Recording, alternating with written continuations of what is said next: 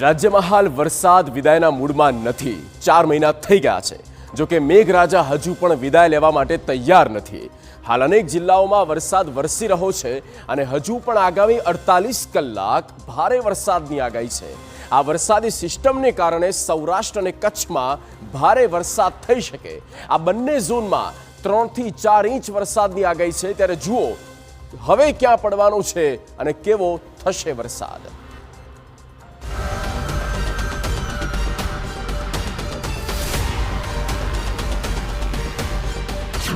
સૌરાષ્ટ્રમાં વરસ્યો ધોધમાર। જૂનાગઢમાં 4 ઇંચ વરસાદ। હજુ 24 કલાક રહેશે મુશળધાર। શું દિવાળી સુધી આવશે વરસાદ?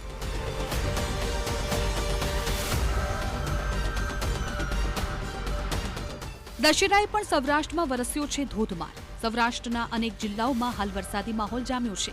હવામાન વિભાગની આગાહી હતી કે સૌરાષ્ટ્રના જિલ્લાઓમાં 3 થી 4 ઇંચ વરસાદ વરસી શકે છે। ત્યારે આગાહી પ્રમાણે જ સૌરાષ્ટ્રમાં વરસાદ વરસી રહ્યો છે। આ દ્રશ્યો જૂનાગઢથી સામે આવ્યા છે। જુઓ ધોધમાર વરસાદને કારણે જૂનાગઢમાં કેવી રીતે પાણી ભરાયા છે। જૂનાગઢ શહેર તેમજ તમામ તાલુકામાં 1 ઇંચથી લઈને 3 ઇંચ સુધી વરસાદ પડ્યો છે। છેલ્લા 2 દિવસથી સમગ્ર જિલ્લામાં ધીમી ધારે વરસાદ વરસ્યો હતો। જો કે છેલ્લા 12 કલાકમાં મેઘરાજાએ ભૂક્કા બોલાવ્યા, જેને કારણે નદી નાળા છલકાઈ ગયા, ડેમમાં નવા નીર આવ્યા। ગિરનાર પર્વત પર 4 ઇંચ જેટલો વરસાદ વરસ્યો। દામોદર કુંડમાં પણ પાણીની સતત આવક થઈ રહી છે। શહેરની મધ્યમાંથી પસાર થતો કાળવાના વોકળામાં પણ પાણીની આવક વધી ગઈ છે।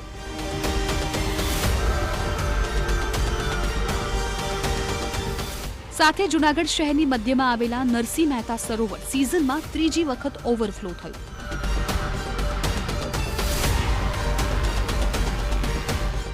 જૂનાગઢ જિલ્લામાં છેલ્લા 2 દિવસથી સાર્વત્રિક જિલ્લાભરમાં વરસાદ ધીમી ધારે પડી રહ્યો છે। ત્યારે આજે પણ વહેલી સવારથી જૂનાગઢ શહેરની અંદર પણ ધોધમાર વરસાદ પડ્યો। જ્યારે ગિરનારના જંગલમાં પણ વધુ વરસાદ પડ્યો। નરસિંહ મહેતા સરોવરનો આપને જે દ્રશ્ય બતાવું છું કે જે શહેરની મધ્યમાં નરસિંહ મહેતા સરોવર આવેલ છે તે પણ ઓવરફ્લો થયો છે।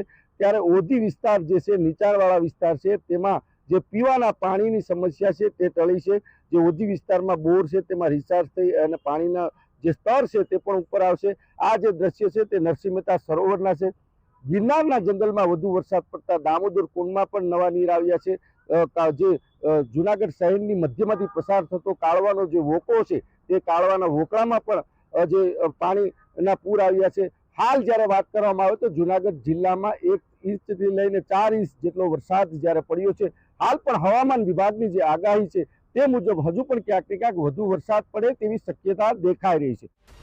જામનગરમાં પણ બપોરે અચાનક વાતાવરણમાં પલટો આવ્યો અને શહેરના વરસાદી માહોલ છવાયો। વાદળછાયા વાતાવરણ વચ્ચે શહેરના અનેક વિસ્તારોમાં વરસાદી ઝાપટા વરસ્યા છે।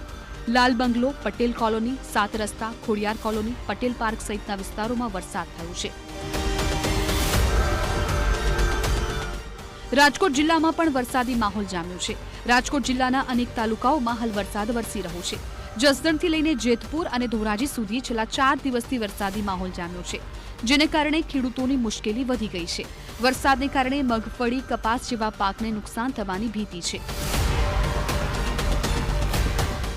સરદાર સરોવર ડેમ 100% ભરાયો। ડેમની સપાટી 138 મીટરને પાર થઈ। ડેમના 3 દરવાજા 1 મીટર સુધી ખોલવામાં આવ્યા। સિઝનમાં પ્રથમ વખત ડેમ 100% ભરાયો છે। ઉપરવાસમાંથી 78,880 ક્યુસેક પાણીની આવક થઈ રહી છે। સામે ડેમમાંથી છોડાઈ રહ્યું છે 75,095 ક્યુસેક પાણી। 1 વર્ષ સુધી ગુજરાતે નહીં પડે પાણીની કોઈ તકલીફ।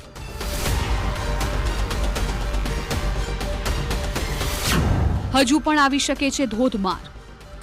72 કલાક ભારે વરસાદની આગાહી। સૌરાષ્ટ્રમાં વરસી શકે છે હજુ મુશળધાર। ઉત્તર ગુજરાતમાં સામાન્ય વરસાદની આગાહી। દિવાળીને હવે માત્ર 20 જ દિવસ બાકી છે, ત્યારે પણ રાજ્યના અનેક જિલ્લાઓમાં વરસાદી માહોલ જામ્યો છે અને હજુ પણ આગામી 3 દિવસ તો રાજ્યમાં વરસાદ જોવા મળશે। સૌરાષ્ટ્રમાં ભારે વરસાદની આગાહી છે। દ્વારકા, પોરબંદર, જૂનાગઢ અને મોરબી જિલ્લામાં હજુ પણ વરસાદ વરસી શકે છે। 4 જિલ્લાઓમાં હવામાન વિભાગે યલો એલર્ટ આપ્યું છે, એટલે 3 થી 4 ઇંચ સુધી વરસાદ વરસી શકે। અરબ સાગરમાં ડિપ્રેશન સક્રિય થતા વરસાદની આગાહી છે। બનાસકાંઠા, સાબરકાંઠા, મહેસાણામાં પણ વરસાદની શક્યતા છે. કચ્છમાં પણ વરસાદની સંભાવના છે. માછીમારોને 3 દિવસ સુધી દરિયો ન ખેડવા સૂચના આપવામાં આવી છે. अभी जो डिप्रेशन है नॉर्थ ईस्ट अरेबियन सी पे, उसके प्रभाव से हमने आज येलो अलर्ट रखा है. सौराष्ट्र में कुछ डिस्ट्रिक्ट्स में हैवी रेन दिया आइसोलेटेड, जिसमें मोरबी है, जामनगर, पोरबंदर, द्वारका और जूनागढ़.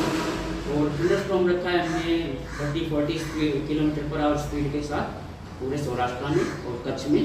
और उसके साथ कुछ डिस्ट्रिक्ट्स में गुजरात रीजन के जो कुछ डिस्ट्रिक्ट्स हैं, जिसमें बनासकांठा है, पाटन है, महसाना है, अहमदाबाद, खेड़ा, गांधीनगर, और नीचे साउथ गुजरात में भी रखे हैं सूरत, भरूच, नवसारी, वलसाड इत्यादि. હાલ ગુજરાત પર જે સિસ્ટમ છે તે આગળ વધીને અરબી સમુદ્રમાં પહોંચવાની છે અને ત્યાંથી તે પશ્ચિમ તરફ આગળ વધે તેવી સંભાવના છે. આ સિસ્ટમની સૌથી વધારે અસર સૌરાષ્ટ્ર અને કચ્છના વિસ્તારો પર થશે અને કેટલીક જગ્યાએ તેને કારણે ભારે વરસાદ પડે તેવી પણ શક્યતાઓ છે. સૌરાષ્ટ્રના ખાસ કરીને દેવભૂમિ દ્વારકા, જામનગર, મોરબી, ગીર સોમનાથ, જૂનાગઢ, પોરબંદર તથા રાજકોટના કેટલાક વિસ્તારોમાં આવનાર 2 થી 3 દિવસમાં ભારે વરસાદ પડી શકે. આ ઉપરાંત સુરેન્દ્રનગર, બોટાદ, અમરેલી અને ભાવનગર જિલ્લાના વિસ્તારોમાં પણ વરસાદ પડવાની સંભાવના છે. કેટલાક વિસ્તારોમાં ભારે વરસાદ થઈ શકે. સૌરાષ્ટ્રની સાથે આગામી 3 દિવસો સુધી કચ્છ જિલ્લામાં પણ ભારે વરસાદની શક્યતા છે. ઉત્તર ગુજરાતના ખાસ કરીને બનાસકાંઠા, સાબરકાંઠા, અરવલ્લી, મહેસાણા, પાટણ, ગાંધીનગર તથા મહીસાગર જિલ્લામાં છૂટો છવાયો વરસાદ પડી શકે.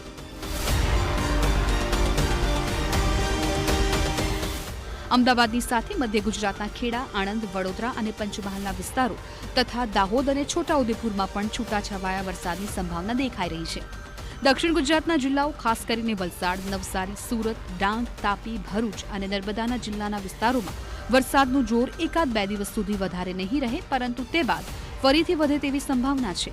હાલ ગુજરાતના તમામ વિસ્તારો અને તેની પાસે આવેલા કેન્દ્ર શાસિત પ્રદેશો દીવ, દમણ અને દાદરા તથા નગર હવેલીમાં આગામી 2 થી 3 દિવસ સુધી વરસાદની આગાહી છે.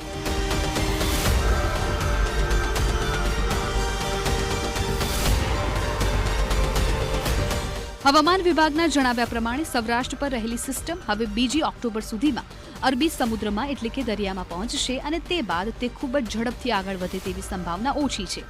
આ સિસ્ટમ દરિયામાં પહોંચતાની સાથે જ તેને ફરીથી નવી એનર્જી મળશે અને સિસ્ટમ મજબૂત થવાની શરૂઆત થશે. અરબી સમુદ્રમાં પહોંચતાની સાથે જ સિસ્ટમ મજબૂત થઈને ડિપ્રેશનમાં ફેરવાઈ જશે, જેના કારણે સૌરાષ્ટ્ર અને કચ્છના દરિયા કિનારાના વિસ્તારો તથા બીજા વિસ્તારોમાં પવનની ગતિમાં થોડો વધારો થઈ શકે છે. કેટલાક વિસ્તારોમાં પવનની ગતિ 60 કિલોમીટર પ્રતિ કલાક સુધી પહોંચવાની શક્યતા છે.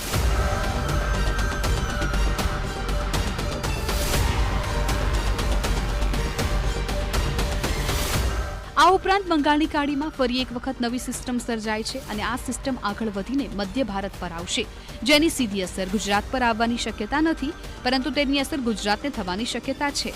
નવી સિસ્ટમ મધ્યપ્રદેશ પર આવતાની સાથે જ પૂર્વ ગુજરાત, દક્ષિણ ગુજરાત અને મધ્ય ગુજરાતમાં વરસાદ થવાની શક્યતાઓ છે. હાલની સ્થિતિ પ્રમાણે આ નવી સિસ્ટમને કારણે ઉત્તર ભારતમાં સૌથી વધારે વરસાદ થવાની સંભાવના છે. Bureau report, TV9.